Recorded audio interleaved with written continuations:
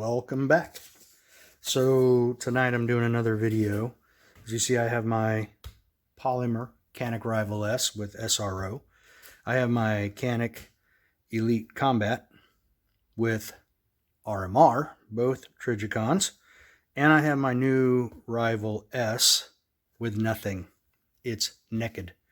Now, I did get something in the mail here. We're going to check it out here in a second.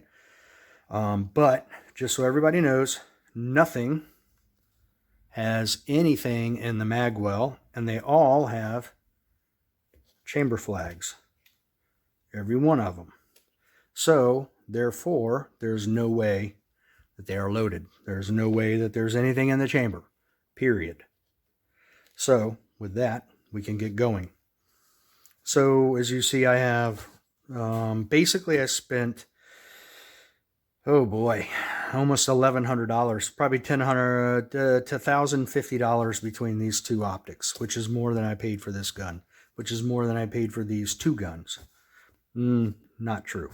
This cost almost as much as this gun. The RMR cost almost as much as that gun. I don't want to keep paying $500–600 a pop, so we're going to try something different. Viridian Optics makes a green reflex optic. RFX35 green dot reflex sight with an RMR mounting footprint. Woohoo! Well, that's what I've been used to. That's what I use. Awesome. I even have some spare Trijicon RMR screws. It says for Glock MOS slides, but that's what I use to mount the Trijicon sights to the Canik slide. So it will work. Now, right here on the box, I see green better. Did you know the color green is the most visible to the human eye? That's why our Viridian RFX green dot reflex sight is one of the most effective and accurate aiming devices ever made. Right here on the back, tech specs. Activation, you turn it on, and then it's basically shake-awake technology is what it is. It's got the RMR mounting footprint, like I said, with a CR 2032. You're getting 30,000 plus hours on the middle setting. It's the objective lens is 22 by 26, so it's basically almost identical size as the SRO, the window. So I'm going to do a comparison here when we're done. The tools are in the packaging, but I have tools, so I'm not worried about it. Operating temperature -4 degrees Fahrenheit to 130 degrees Fahrenheit. It's IPX6 waterproof, which means it's not waterproof. You cannot submerge this underwater like you can this to 10 feet. And I forget what it is, what the IPX rating is on the RMR. But this one can tolerate water under pressure up to, I think it's 3 feet from all directions at such and such PSI. So anything you're doing outside, if it's going to get wet, no problem. If you're on a boat and it gets sprayed, no problem. You just cannot submerge it where water can surround it and then get into it. The weight is 1 ounce. Warranty is 7 years. This cost me $249, so we'll see. And that's with, that's through the Viridian on Amazon. So I actually got Prime delivery. Literally got it the next day with no additional shipping. A 3 MOA green dot, it turns off automatically in 2 minutes. Once it senses motion, it'll come back on. We'll see how well that works. But there you go. That's the Viridian RFX35. And from the outside shape of it, it looks very similar to the SRO, if you ask me. So let's open it up. I'm actually going to move the Rival over. I'm going to move my Elite Combat over. We'll get that out of the way. And this is the one. So what I'm going to do is drop the flag. Nothing in there. You can see nothing in there. Now to pull the trigger. Slides off. So we're going to take the frame. We're going to set it aside. We're going to take the recoil spring and the barrel out. There you go. Brand new, unfired barrel, from me anyway, from Canik. That's what it looks like. It's obviously been fired, so, but not by me. And that's what you have. There's the inside of the Rival-S chrome. So I'm going to have to remove this plate in order to put plate number 2 onto the slide. Plate 2, that's your Trijicon plate. So that should work directly with the Optic.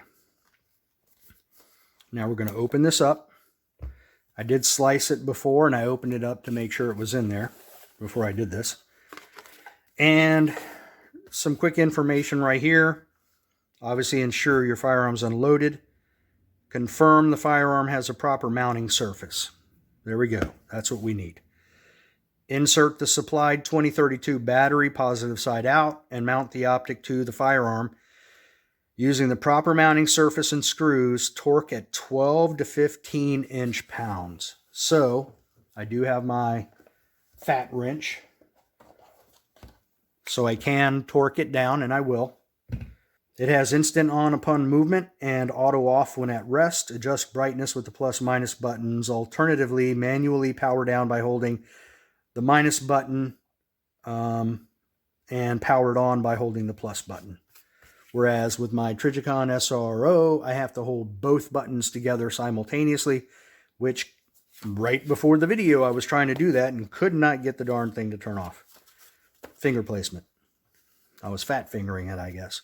All right, plus you have order another item, 50% off, and your product registration, which I'll take care of. Now that brings us to this tool, sight,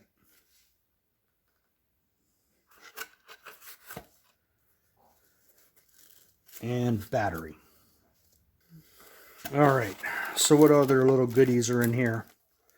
Looks like a pouch, like a felt, probably actually for cleaning the lens, and a sticker.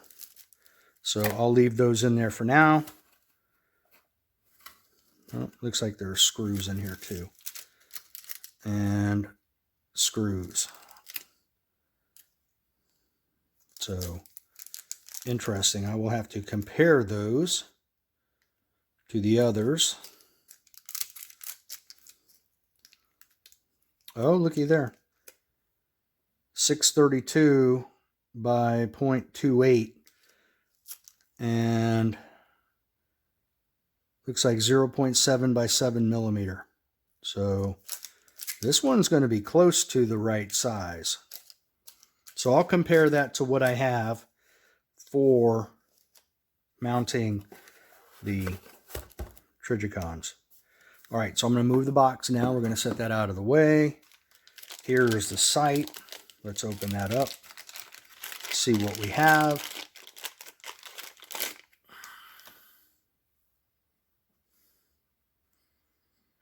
They give you a nice cover.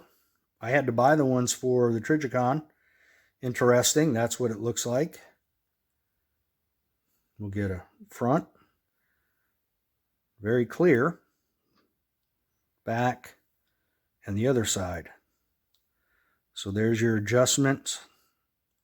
The only downside to this thing is the fact that the battery is underneath. The top of the sight does have the Viridian logo. Battery. All right, now I'm curious. Those screws, I wonder what size they are, just in comparison.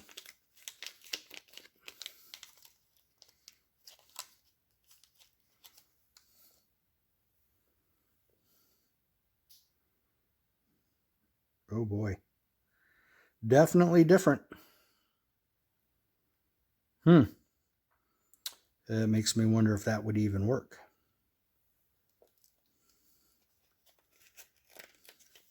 So we're going to try the ones that come with it, because the head is shaped differently than the others. So get that out of the way.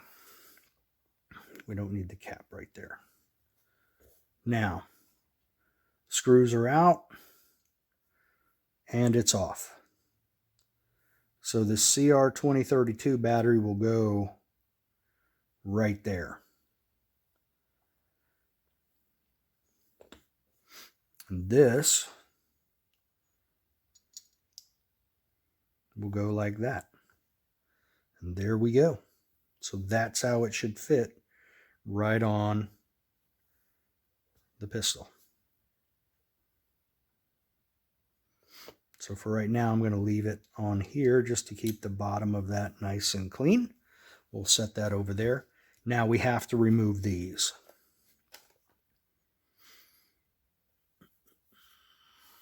It's a Torx 10, so I'll just go back to my handy dandy little toolkit. Okay, there we go.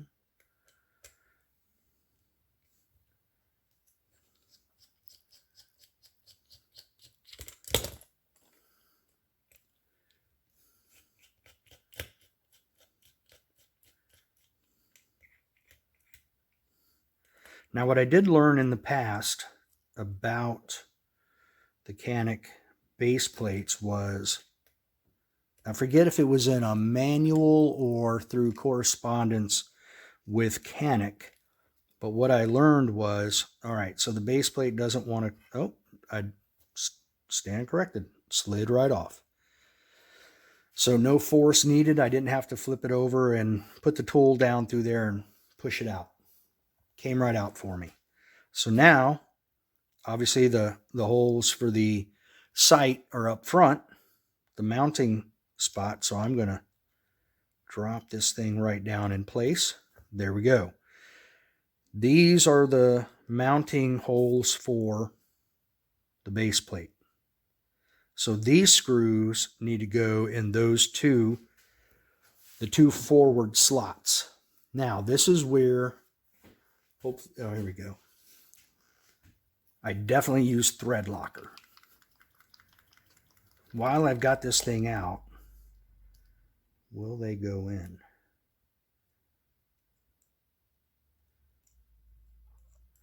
Oh yeah, the screws from the Viridian go right in the hole. So we'll see if that works. It might just work.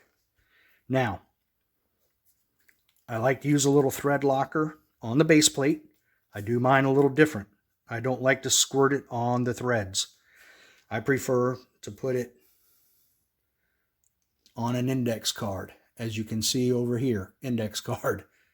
So I then take one of my Q-tips right here and I'll dab it, because I don't need a lot, and I'll just play around with it a little bit, scoop some up, put it on there.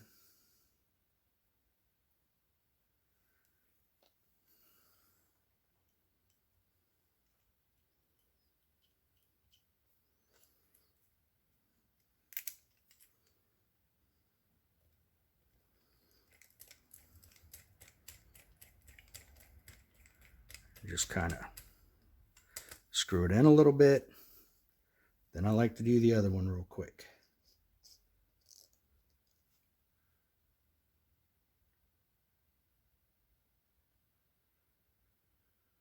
There we go. Not a lot, but enough.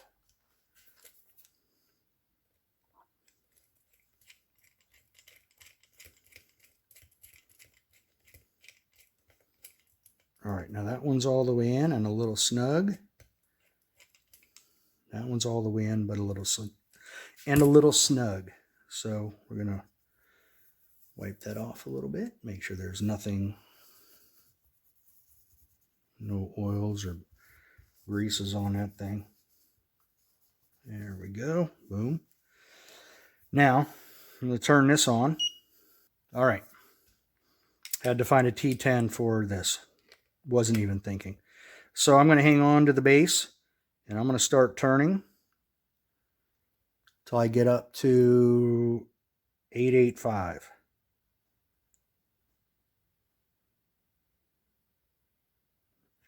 8/8 works for me.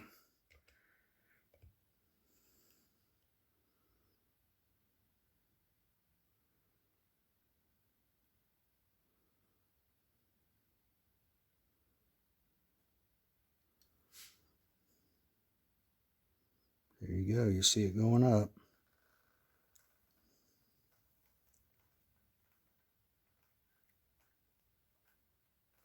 Whoop. 8/8. All right, so I have torqued both of these down to 8.8. Close enough for me. Should be good. That's very snug. And I have some thread locker on there, so I should be solid. Shouldn't have to worry about the base coming loose whatsoever. All right, now, again, we have the base plate on. It's in the proper position. It's number 2.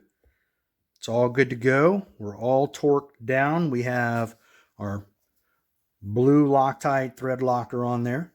So we are now ready for phase 2, which is put the actual Optic on there and then torque it down. Remember, it's according to Viridian, it's 12 to 15 inch-pounds, which is what the fat wrench is. It's all in inch-pounds. So this the manual said to mount the battery with the plus side out. So I am going to assume that's the plus side out right there. There we go. 2032, plus side out. And we're firmly in place. Everything's fit properly. Now I'm going to use a clean Q-tip. Let me shake this up again. I like to shake it every time. Probably don't need to. Might be needless, but I like to. It's just how I am. And I'll use a fresh pile of thread locker. Always make sure if I get any on my fingers, I wipe it off. Take my fresh Q-tip. Now I can use this initially to drop the screw in and start to tighten it. Looky there. And a hair. All right, so get some thread locker on there. All right. Drop it down in there. I'm going to take my T10 Torx bit, screw it down. Oh, I just felt it going in. There we go.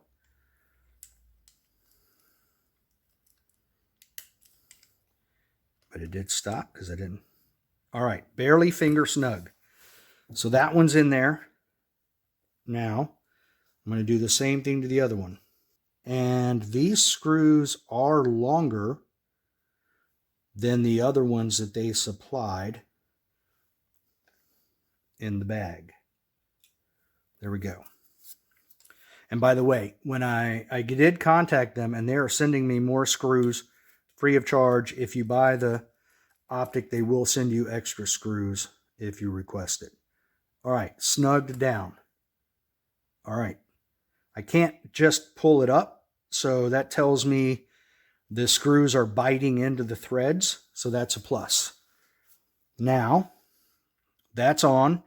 Remember now, I can set this for 12 to 15, somewhere, I think 15 is the minimum that the fat wrench goes. So I can set it for 15 and maximize the torque, but I'm not going to do that. What I am going to do is just torque 1. So we're up to 7, 8, 9, 10, 11, 12. 12.4. So that's what that one went to. Now, we're going to do the same thing to this side. That was 12.1. 12.1 on the left, 12.4 on the right. Now we're all torqued down. Should be good to go. Let me turn this off. Don't want to waste that battery. And I'm going to take this T10 and I'm going to put it in my fat wrench box. I just put it in right there. Now I have it. Hopefully I don't need it for anything else. I should probably get some more. some spares. So there we go. I should be good. Now, first I didn't see it. It on the low setting, it is very, very low. Like I could not see it. So I'm going to bring it up a little bit and let you look through it. I'm hoping you can see it right there. But it is very bright and very clear. And the other thing is, it is very crisp. So it looks very crisp. And holy cow, is that sucker bright. Let me turn that down just a little bit. See if I can get that back in there for you. Sorry, it's a little bit of a... Oh, there we go. Hopefully you can see that. See how it turns out. But there it is. So now let me put my gun back together. There we go. There we go.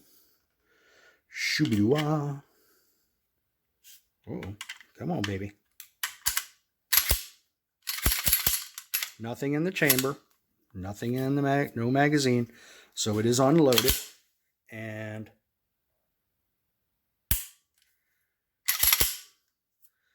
so, all right, so I'm going to brighten this up just a hair. I got to take my reading glasses off to do it. Otherwise it balloons out. It looks like the size of the sun. I'm not sure if these are exactly the same power settings, but I'm going to see if I can. There's the red. React green. Whoop, I just lost. There we go. There we go. There we go. Hopefully that shows up. Okay. Now, let's see if I can get this one in here. There we go. That's a 9 MOA dot. Oh, and the SRO was a 5. This is definitely a little bit more difficult with the RMR because it's such a smaller window.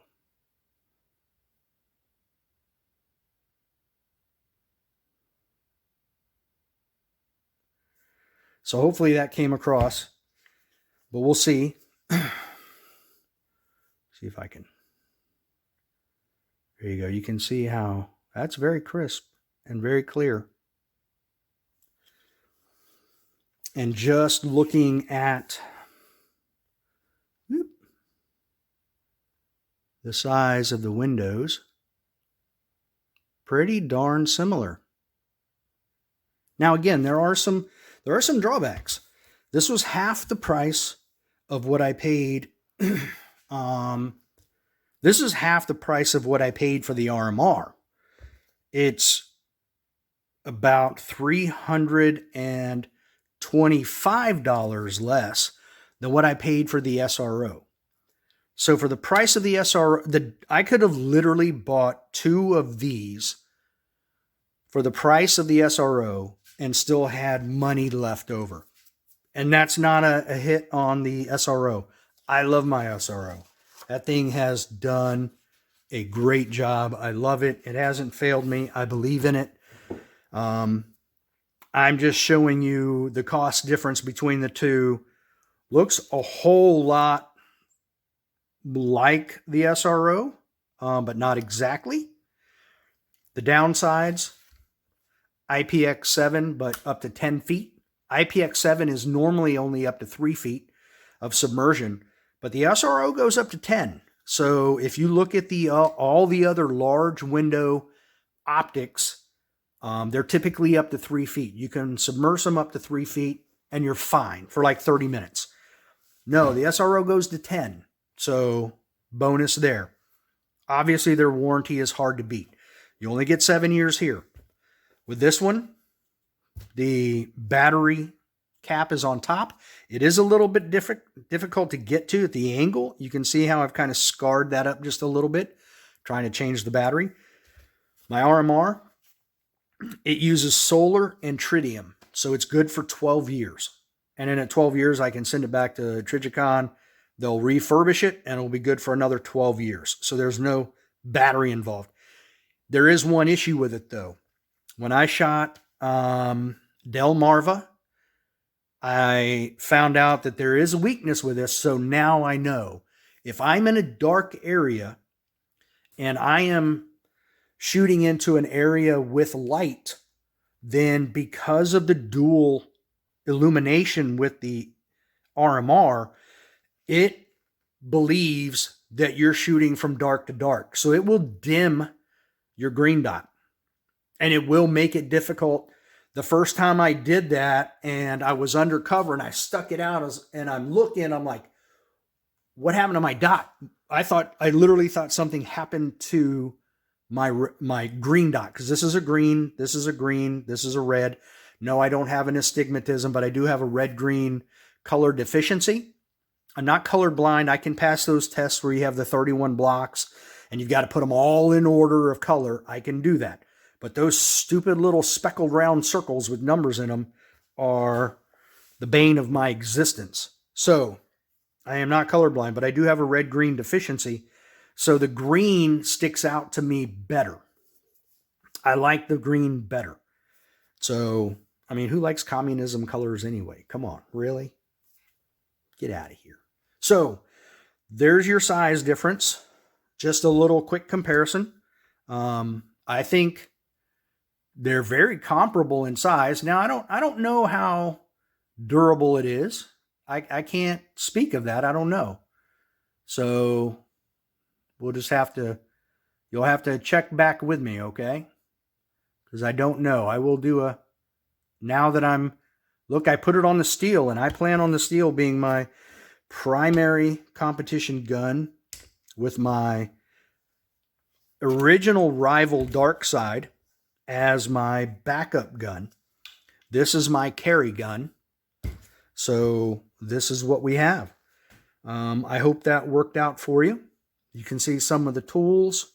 We did not look at the screws that were provided, but that's all right. No big deal. We can do that another time. There is one other thing, because of my long-range background, there is one other thing that I am somewhat, I'll say, anal about, and that is keeping maintaining your optic. So I got this from Gander Mountain when Gander Mountain was still a thing before the anti-two-way folks bought it, and that CEO said, we don't want any Trump supporter money. That's why I called them anti-two-way. They're the ones that also took all the AR-15s and pistols and whatever else they took out of their stores. This is a sweet little kit. I used to have a Leopold lens pen, which I absolutely loved. So I was on the search for another lens pen when I found this kit. This kit's very nice. You have two different lens pens, two different sizes. And it's funny because you would think I would have to use this bigger one on the SRO and the smaller one on the RMR, but it actually is quite the opposite. Because of this angle in here, there's a felt tip right here. Oof. Whoop. I'm a knucklehead. Right here that you use to clean the lens once you get all the particles off. The other end is a brush. The brush stores in, so you can brush it free of particles. Then you can use the felt to clean the lens. I even have a bottle of cat crap, which I do like, that I use. I actually got this off a recommendation from another former Marine sniper. He has his own web page and channel and all that, 8541 Tactical. You can check him out. But this is what he was recommending. He used it. He liked it. So I tried it. I like it. I mean, I don't really, to be honest with you, I don't know how much of a real difference this stuff makes. But he had mentioned a couple other cleaners he had tried, and they left a film or they would fog up and things like that. So when he said this one didn't do it, I'm like, all right, that's for me. Anyway, you have two different size lens pens. You've got, on this one, same thing. You just have a smaller brush right there. So it's easy to get down in the hard to reach places, which is actually more difficult in the SRO. There's just a big gap down here. You can see how far you have to stick the pin down. There we go. You can see it better. in order to get all the way down in there and to get particles and stuff out. It's deep. So it's actually easier to use the smaller felt tip to actually get down in there and clean out the lens real good. Again, if I need to, I can put a little cat crap on there first. And I also have the cloth that came with it.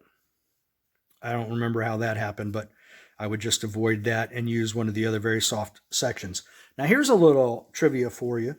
For all those Marine snipers that went through the very first Scout Sniper Advanced course back in 1992, they might remember. But we had a visit from a gentleman, some of you may have heard of him by the name of John Unerdel. The guy who actually, the son of the guy who built the Unerdel scopes that were used in World War II, and the gentleman who built the scopes that went on the M40A1s back in the 70s and were used all the way up until 2000, early 2000s. He visited the school during that class, and we had a Q&A opportunity with him, and one of the students asked what he recommends for lens paper. And he actually said, I believe it was Northern toilet tissue. So, which was pretty interesting. He said the stuff was very soft, and that's what he used on his lenses. So don't discount using toilet paper if it's soft. I'm not talking the discount stuff, you know, the 10 cent a sheet. You know, if you've got nicer toilet paper because your butt's a little bit more sensitive, then your toilet paper is probably good for some lens cleaning. All right. So there you go. Just a little extra tidbit for you. And here's my whole mess. But I'll get back with you and let you know how the Viridian works. Easy to mount.